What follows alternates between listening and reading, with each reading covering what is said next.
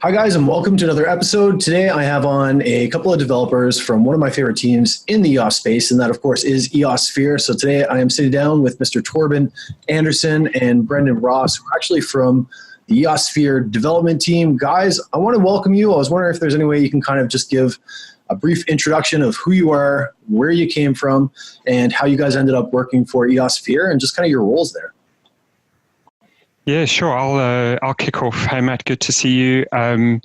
We started out in October last year. EOSphere, being the BP, was getting requests from customers out there, like, we need this kind of help.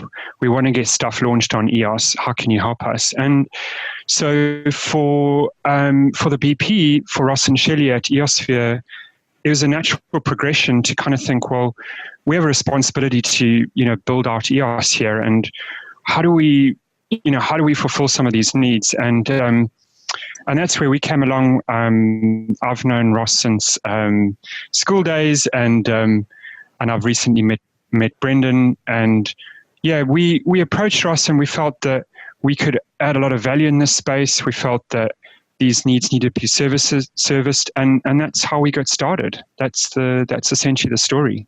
Very cool. What about yourself, Brendon? Yeah, hey Matt. So I actually been following EOS since way back, sort of the pre-ICO sort of stage, and I met Ross in Perth because we were based in Perth as well as them, and decided to join the BP side just to try to promote and grow and help launch the chain. But from early on, I kept whispering in his ear that I wanted to launch this Incubator hub and dev hub. So I've been basically chatting in his ear for ages. And then this is back in the days when we were looking at $20 EOS, and we were all going to have lots of funds to build these fantastic organizations and things. And the reality sort of started to set in when it became a real fight and a challenge to just run the business, the BP side. So I got chatting to Torben, and he kind of opened up my eyes that didn't have to be an incubator, but if we had a sort of consulting angle to the dev side, we could build a business and eventually become an incubator or facilitate that and grow that. So yeah, Torben, as you said, he's a old school friend of Ross. Torben and I actually have never met face to face, but we've been working together every day for months and months and months. And I guess we just have this sort of person in common, which is Ross, who we both have this really strong trust with. And so that kind of nurtured this relationship between Torben and I.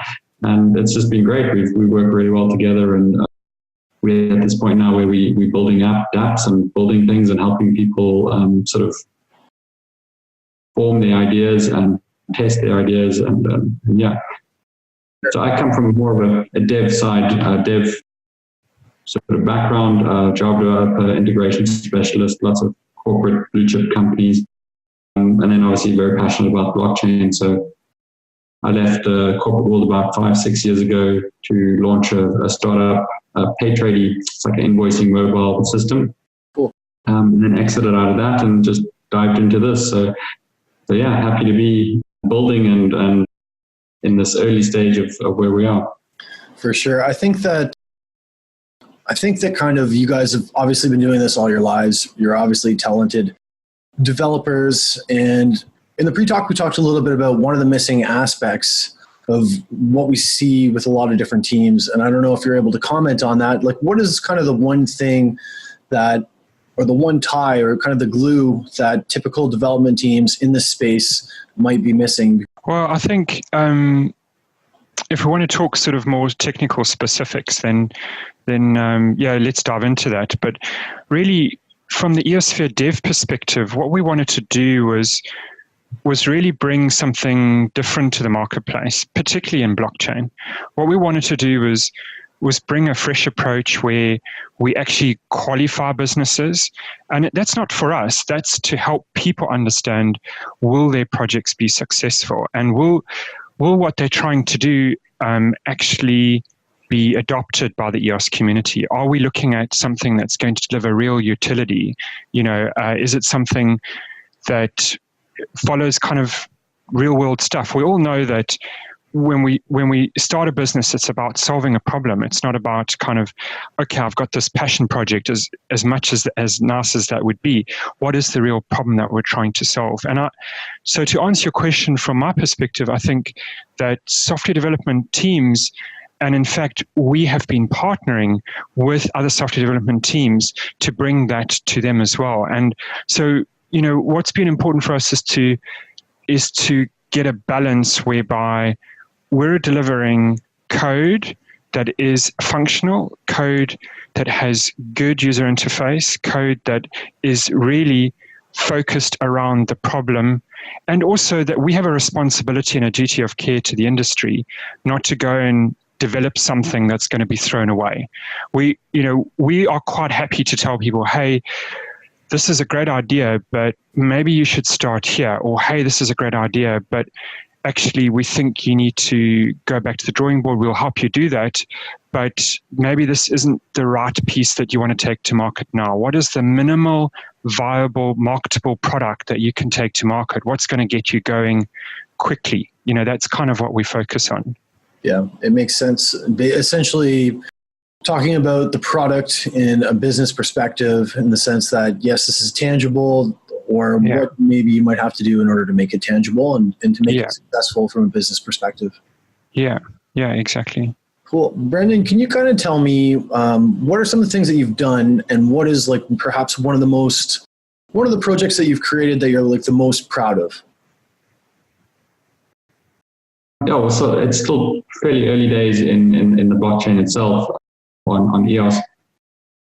I think I'm still quite proud of that startup that I mentioned, which was basically building I exited out of the workplace with the sort of blue chip Java sort of IBM and Oracle sort of corporate structures to teach myself Node.js and build a sort of modern framework. At that stage, it was 5-6 years ago, Node.js was still fairly new and talk about cowboy. Yeah, to build, I locked myself up in a room for seven months and built this startup from scratch by myself and launched it, and suddenly realized that no, you can't just build something and it works. You then got to have a marketing hat and actually push it out and get it working out there in the world. So I think that's always, well, not always, but that's been my latest biggest achievement, is to be able to build something from scratch like that, teach myself something brand new and get it out at the marketplace and have it working and running and go well. So so nothing really to sort of hang my hat on in the blockchain sort of space yet. We're still early days on that, and we're actively building a couple of things at the moment. Yeah, so it'll come soon, the next sort of story. For sure. Yeah, that's accurate. I think programming and kind of integrating blockchain inside of a lot of these applications is relatively new, and we're still breaking a lot of ground with that. So what about yourself, Torben? Even something that maybe you've worked on in the traditional world prior to building something on EOS. Is there anything that kind of sticks out that you're particularly proud of? Oh, it's a great question. I think, my background's been working on big corporate projects, even involved delivering central regulatory frameworks for central banking in the UK. So I've had the real, like hardcore centralized experience. It can't get more central than a centralized bank. And we all know that there's a lot of financial promise around blockchain. But then I've also, so I'm proud of that, but I'm also really proud of kind of, the small businesses where I have a project management consulting and software, sort of greenfield software delivery experience. But like something I did recently was a payment for a credit agency, and that was done in 8 weeks. And, by the 8th week, it was delivering 50K a month in terms of payments. And so like both feel incredible, in sort of their own way. But passionately, I'm drawn towards startup. I also left the corporate world 2 years ago. I'm passionate towards that. I'm passionate towards the freedom and promise that blockchain can bring. And certainly we are creating a distributed global team at this point. and we've got quite a geography covered at the moment in terms of how we're setting ourselves up. 100%. I think it's funny because whenever somebody says the word centralization, they say it with like this, like there's almost like a worried look, as though centralization is like, and that's just because we've had this like centralization beat into our faces. And I've always kind of said, like, I'm not pro centralization. I'm not pro decentralization. I'm pro whatever works in that particular circumstance to make the application, optimized, essentially. Because sometimes decentralization works great. Sometimes it's amazing.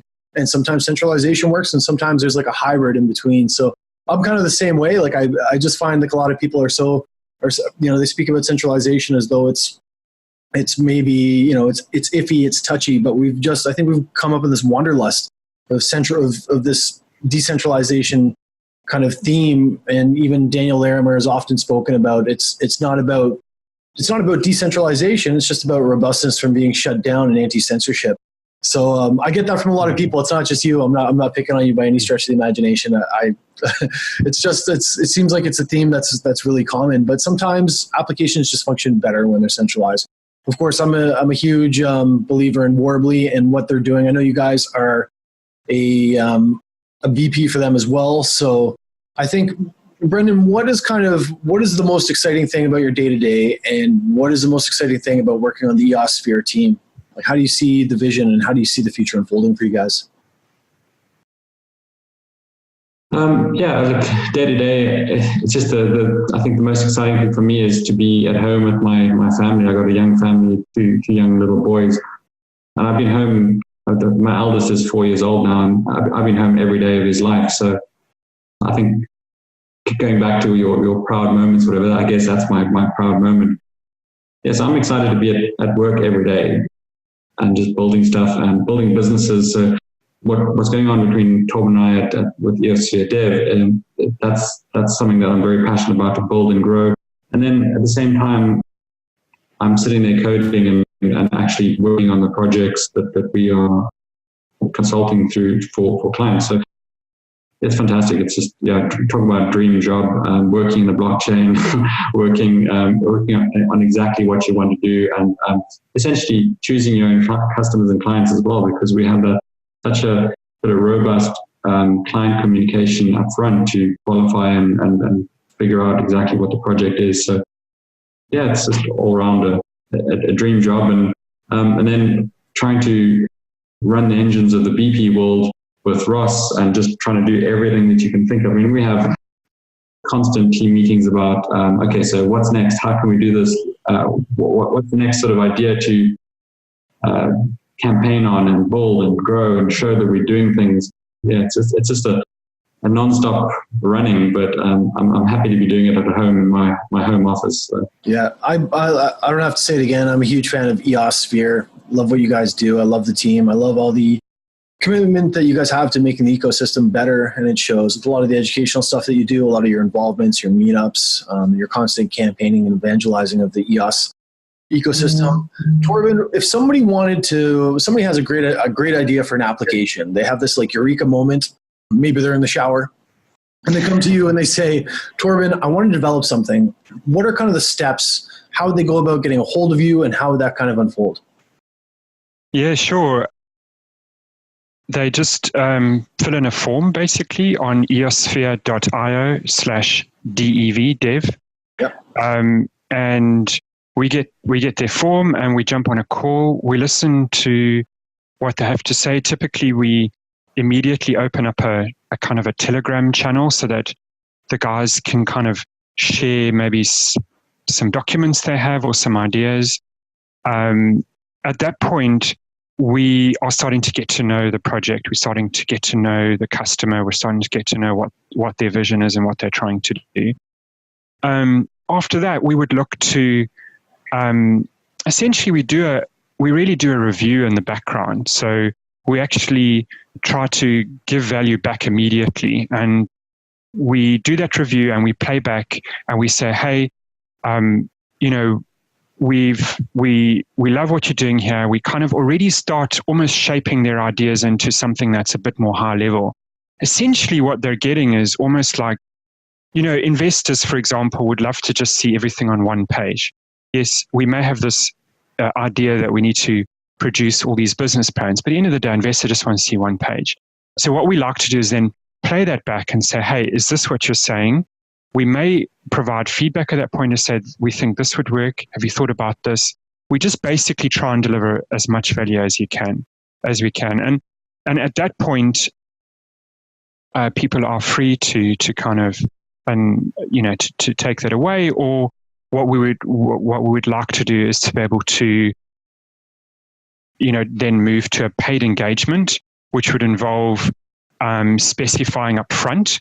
We typically work in a fixed price output model, because what we want to do is you want to make sure that customer gets what they ask for. So as Brendon said, we try to understand the requirements up front. And then, basically at that point, we provide a proposal and we typically move forward with customers. We provide a full service. So it's not just, here's a dev, that's your problem kind of thing. We provide the design, as I said before, the design, the analysis, the development, the advice. We've even recently got people in touch with regulatory approval, legal firms, marketing firms. If we can't help, we'll make sure that we find somebody who can help. And we just kind of approach it from that perspective. Makes sense. I think that there's a lot of breakdown. The cool thing about this world is that you don't necessarily have to be a developer to create something. There are amazing teams. Your guys being an example of one, because I'm not blowing smoke. I've heard a lot of good things about you guys. You've been kind of described as like the rockstar development team.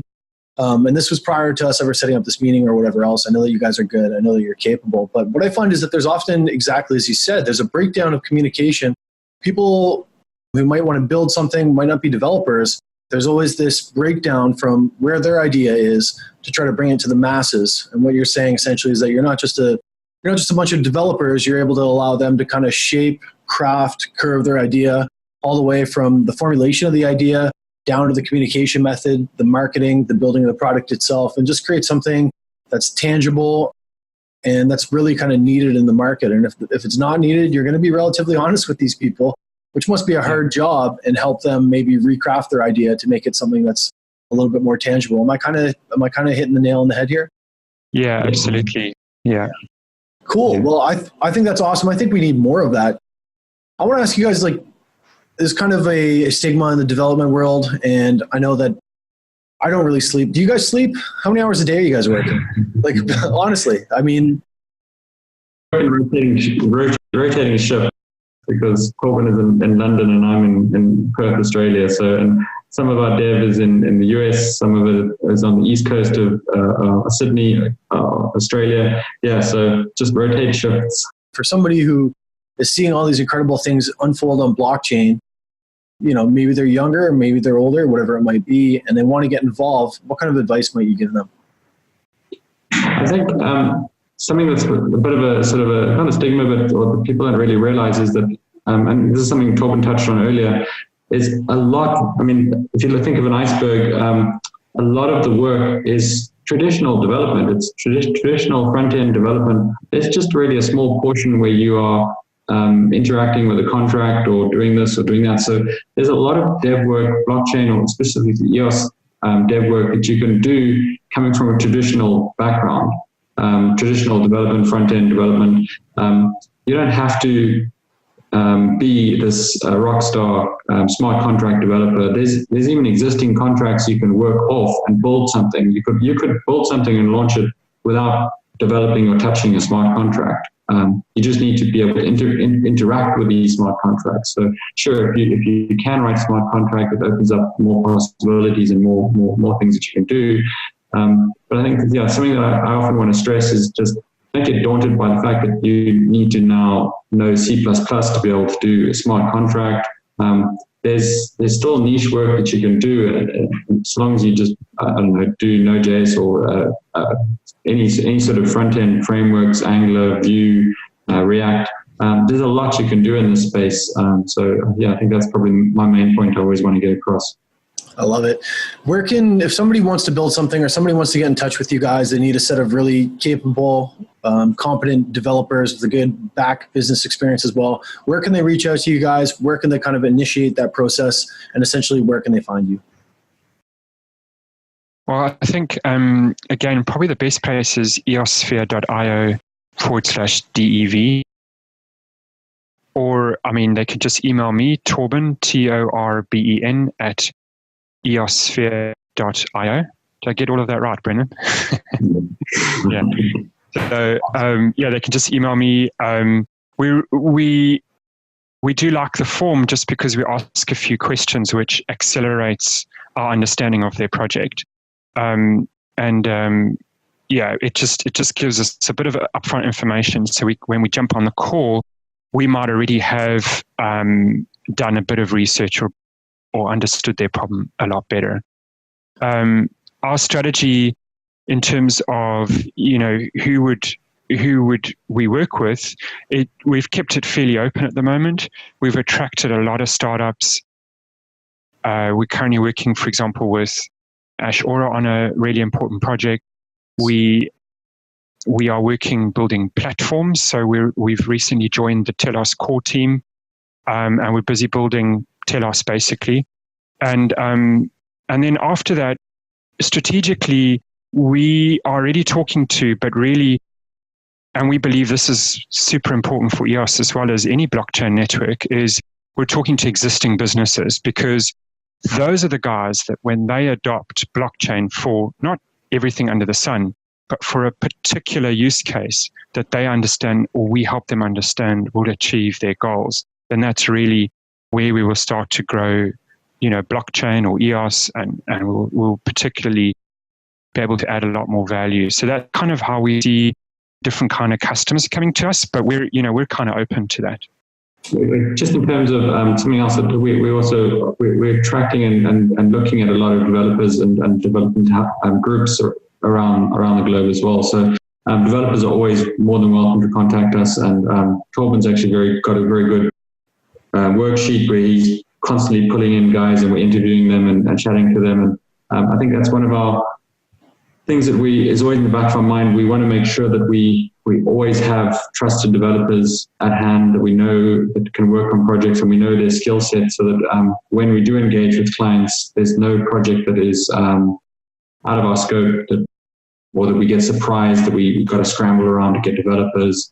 So that's, I think, one of our key focuses, and Torben does a good job of keeping constantly just sucking in skilled developers and pulling them into our pool. So yes, so any developer looking or group of developers, contact us and we'll put you guys on our sort of list. For sure. Sounds good. You got to keep that talent flowing in to get those projects done. Guys, it's really been a pleasure to sit down and chat with you. I'm going to make sure that I list all the information below. Vote EOSphere, for the love of God, people. It's one of the people. They're one of the BPs out there who are really killing it and just doing some amazing things for the community. I think that you guys deserve a ton of respect. I think that you guys deserve a ton of votes. So I'd love to see you guys in the top 21 in the next little while.